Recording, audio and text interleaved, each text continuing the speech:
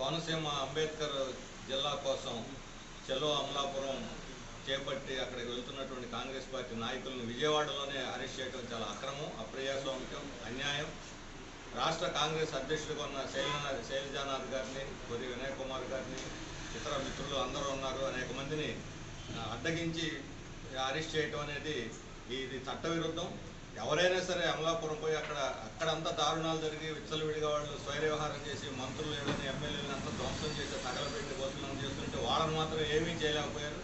చేతగాని అసమర్థంగా వ్యవహరించే పోలీసు వ్యవస్థ ఈరోజు వాళ్ళని పరామర్శించడానికి, దళితుల యొక్క మనోధైర్యం కల్పించడానికి, అంబేద్కర్ యొక్క ప్రతిష్టను కాపాడటానికి ఇక్కడి నుంచి శాంతియుతంగా వెళ్తున్నటువంటి వాళ్ళని మాత్రం అరెస్ట్ చేయటం ఇది ఏ రకంగా ప్రజాస్వామ్యం అని చెప్పి మేము అడుగుతున్నాం. ఈ రకమైనటువంటి అణిచివేత విధానాలతో వైఎస్ఆర్ కాంగ్రెస్ ప్రభుత్వం ఇలాగే కొనసాగితే ఇక్కడ వాళ్ళ పార్టీకి నూకలు చెల్లుతాయి. వాళ్ళ బీజేపీ లాంటి ఒక మతోన్మాద పార్టీకి వాళ్ళు బీజం ఊపిరి పోసిన వాళ్ళు అవుతారు.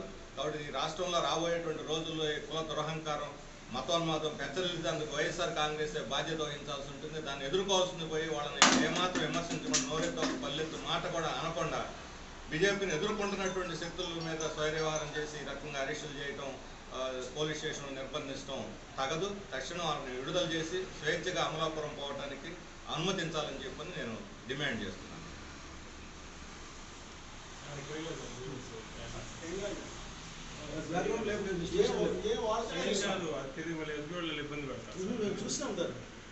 చూసి న్యూట్రల్